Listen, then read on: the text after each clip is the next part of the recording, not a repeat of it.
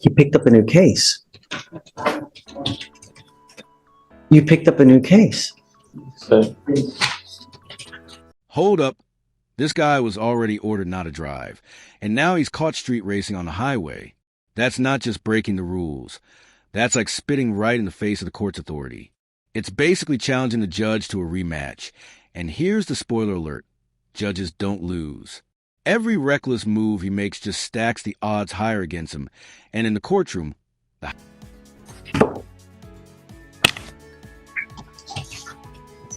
Tell me there was a no driving affidavit in place. He's charged with failure to stop and give information, and now he's picked up a racing case. Tell me that we had ordered him not to drive. Yes, Judge, on the previous case, there wasn't a driving affidavit. You promised me that you weren't going to drive. Mr. Gonzalez, now you've picked up a racing on a highway. You are facing up to 6 months in jail and or a $2,000 fine.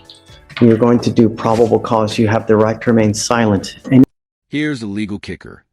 In many states, street racing isn't just a traffic violation. It's a straight-up criminal offense. What starts as a thrill-seeking race can turn into charges carrying real weight. Notice how quickly this escalates, from a simple speeding ticket to potential jail time in the blink of an eye. And think about it for a second. Is shaving 10 seconds off your drive really worth 6 months behind bars, plus a record that follows you for life? it can or will be used against you. You have the right to have an attorney present. If you cannot afford one, one will be appointed to you, sir. Yes, Judge. Officers observed two vehicles accelerating at a high rate of speed from 70 miles per hour to 85 miles per hour in an attempt to outgain each other. The officer initiated a traffic stop on the defendant's vehicle. When the officer told the defendant that he was being stopped for racing, the defendant responded, "Yes, sir," and the defendant told the officer that he did not have a valid license or registration.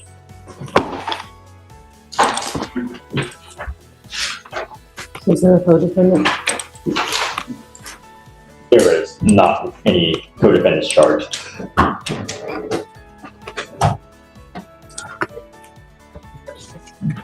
Vic, can I see that, please? I'm printing something out. That sound you just heard? That's the courtroom hammer dropping hard. When a judge starts repeating themselves with lines like, "Guess what happens now?" Trust me, it's not a playful riddle. It's the grim reality of your future being spelled out, one cold sentence at a time. Judges don't repeat warnings for fun. They do it because they're about to lock the consequences in stone. And once those words hit the record, the only place...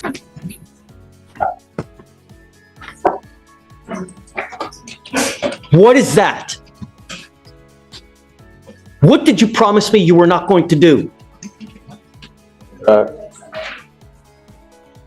Guess what happens now, Mr. Gonzalez? Guess what happens now? Did you say nothing? I'm not sure. Not only am I putting you in jail now, but I'm going to make your bonds high. And now you are looking at a contempt charge of 180 days in jail. And we are going to have a hearing as to whether I'm going to hold you in contempt. So now I'm going to file a third case on you. And you are now looking, if they prove to me that you're driving in this case, you're looking at 180 days in jail. Flat, day for day. Do you understand? So, Goes with you. This is where the drama cuts even deeper. We're not talking about a seasoned adult with years of bad choices. We're talking about a teenager, still in high school, suddenly slammed with adult-level consequences. That's the harsh reality. The law doesn't soften just because of your age when you're behind the wheel, making reckless choices. A split-second decision can wipe out your future plans, and the system won't hesitate to treat you like a... I'm sorry, Sonia, but I'm setting the bonds at each at $10,000 and $2,000 each.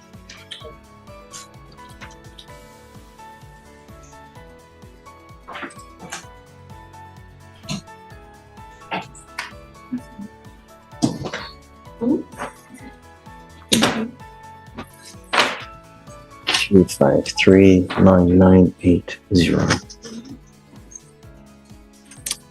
He will auto-populate on tomorrow's docket, and then we'll just go through the rigmarole. Or, I don't know. He's gonna be able to pay that. He's a high school senior. It's a damn shame. Parents' financial situation is. I'll talk to them and find out.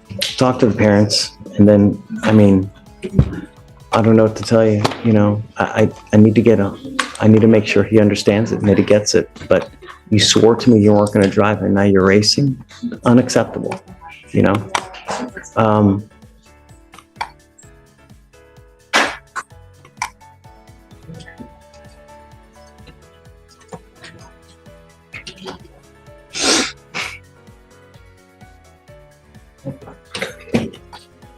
I'm going to make it higher.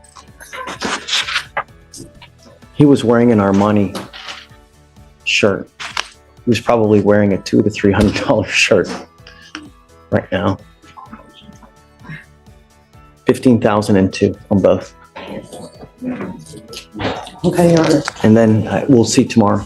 He'll populate tomorrow. We'll talk again tomorrow. Reach out to the family and you know, perhaps they'll come here and they can see how he is, and you can see that we mean business now, you know? Okay, thank you so much, Sonia. Judge, you were voting no. You were Destiny Collins. We issued a warrant for your arrest. And right here is classic courtroom chaos. When paperwork, bond dates, and cold reality don't line up, imagine being told you missed a court date while you were literally locked up in jail. That's like being grounded for skipping dinner while you were chained to the kitchen table. It's a maddening catch. 22 where the system's own gears grind against each other, and the defendant ends up caught in the mess.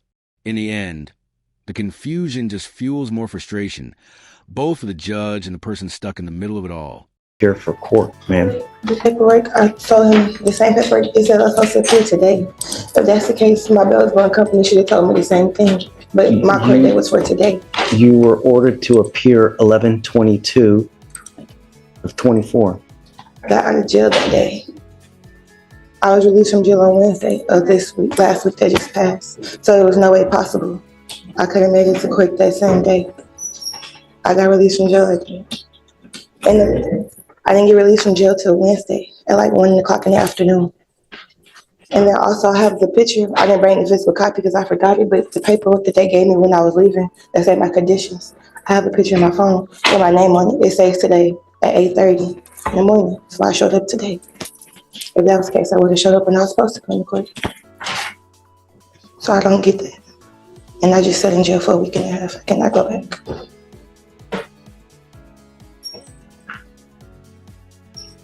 You issued the warrant on the 22nd, right?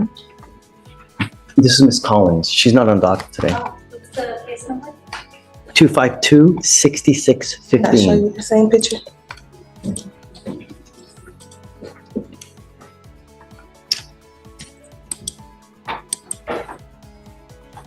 She was on the docket on the 20th. She was supposed to be here on the 20th, correct? The bond paperwork shows, let's see.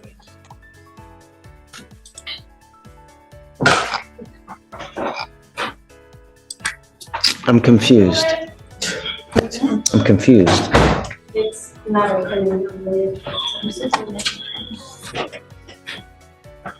Can I grab my phone and show you my Don't picture? talk to the prosecutor, please. You're not allowed to.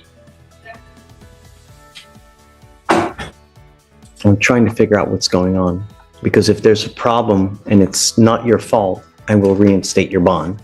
Judge, so on 11/20, she failed to appear. Defendant not present in holdover is what Jamae wrote on the reset. So she wasn't brought up on the 20th. So she rolled it to the 21st, and then the surety bond was posted. The surety bond says 11/20. So it seems to contradict itself. The 20th, she So whoever wrote the bond did a mistake, because they put whoever handwrote 11/20 back in time as opposed to, so what, you said you have paperwork that says that you're supposed to be here today? I left the physical paperwork at home, but I had my brother send me a picture because I forgot it. I can show it. Yeah, sure.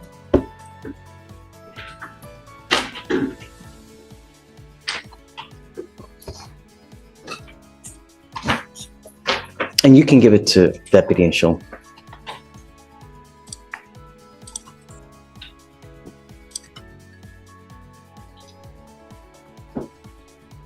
You see that it shows today's date? Yes, Judge. November 26th at 8:30 Okay, a.m. all right.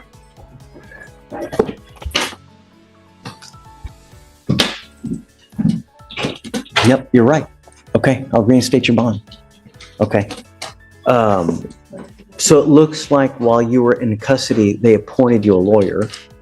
I don't know that Martin even knows. I mean, there's no way he's gonna know.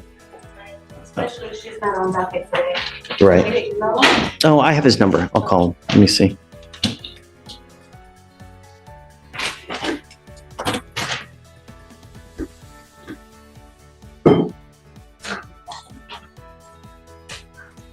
Martin.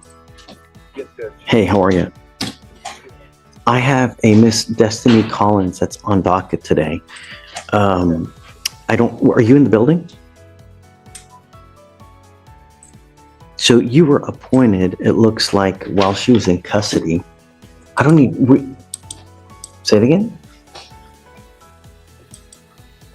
She was in custody in Fort Bend. Huh. Okay. Do you want to stay on the case or do you want me to appoint someone else?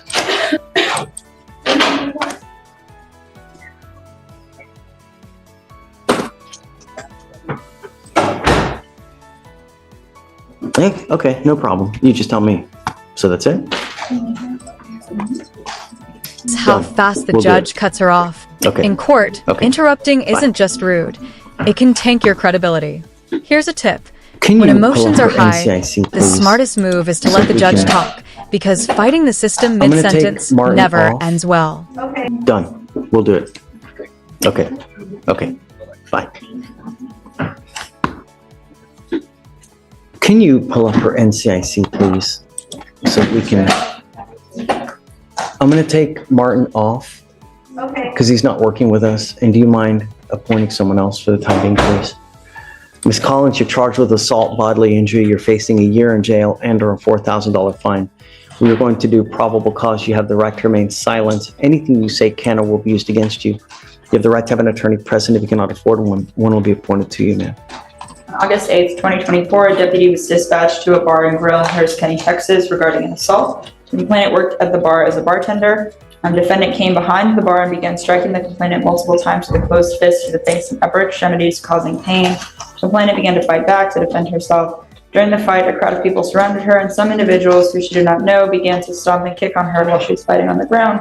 Complainant Stop stated- and kick the complaining witness. That's not true. Stop, please.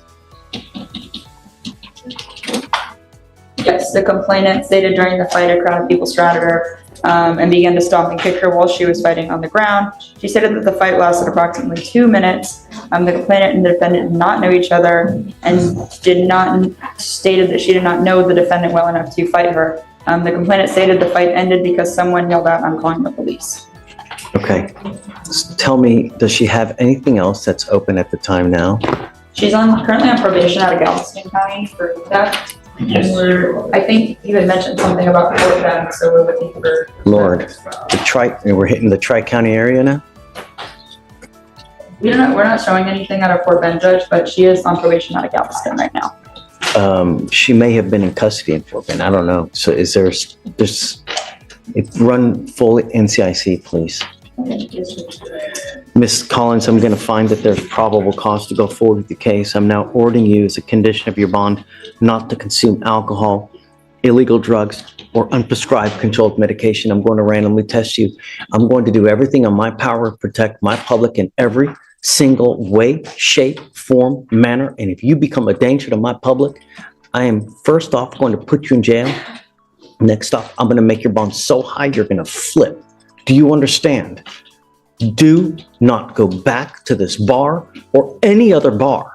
I'm prohibiting you from going to any establishment where 51% or more are beer, liquor, any kind of clubs. You're not to go anywhere of this nature. Do you understand? Does she have a felony theft or does she have a misdemeanor theft? And then what else is open? What kind of criminal history are we talking? Felony theft, Judge. And I believe that's her only history. And Alex is looking into the Fort Bend case as well.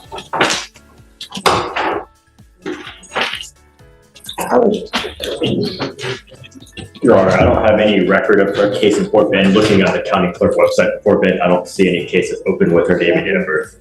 So the only other thing you see is it a probation that she's on? Yes.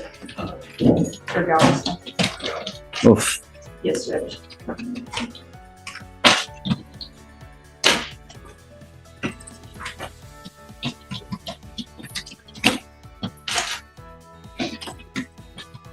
Yes, Judge, 2 years deferred on Galveston.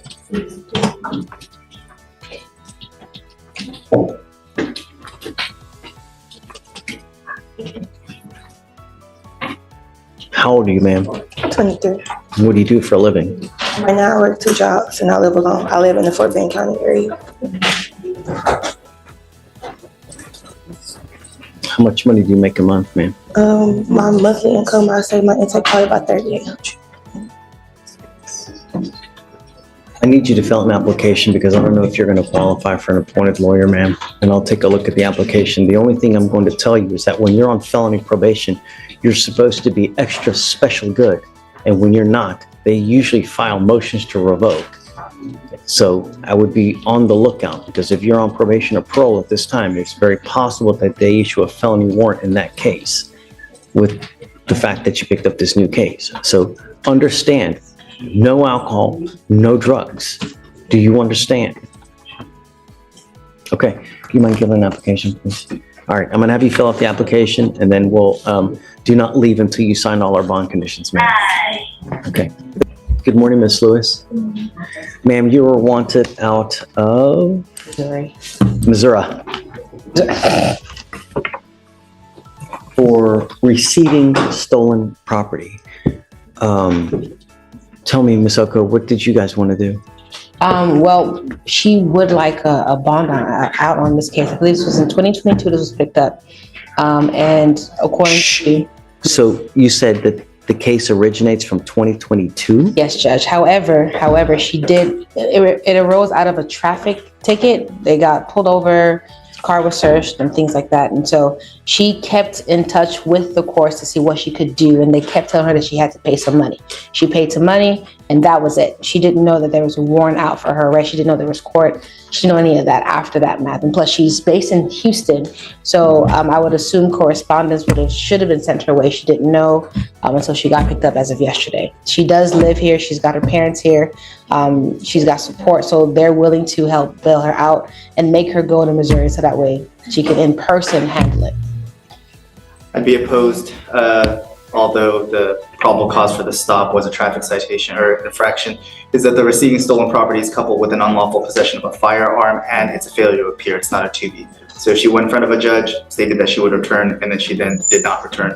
And now it's 2 years later. The warrant was issued out on December 8th, 2022. So there's been a pending habeas for almost 2 years. You're a flight risk, you know? You've been gone for 2 years, and how do we get her now? I don't have the offense report. She wasn't charged with anything else here, so my best guess is somehow she got just picked up. Right. And so, I mean, I can source the OR, but I don't have it in all my persons. It was like a stop. Yeah, it was a random stop, Judge, a traffic stop, I think, broken No, I am always amenable. I shouldn't say always, but I'm very amenable to giving people bonds when, number one, they're not a danger to my public, and number two, I have faith that they're going to go back. Your case is now 2 years old. You've been in flight for 2 years. You've made no attempts to do anything. And the only reason we have you now is because you got arrested. Had you not gotten arrested here, you'd still be in the wind and they would still be looking for you. So I don't have faith that if we give you a bond that you're actually going to go. I know that you're going to tell me it's little gumdrops and rainbows and bunnies jumping in the woods, but at the end of the day, a flight risk is a flight risk. And who you really are is on paper, because everybody tells me and promises me sun, moon, stars, this, that, you know.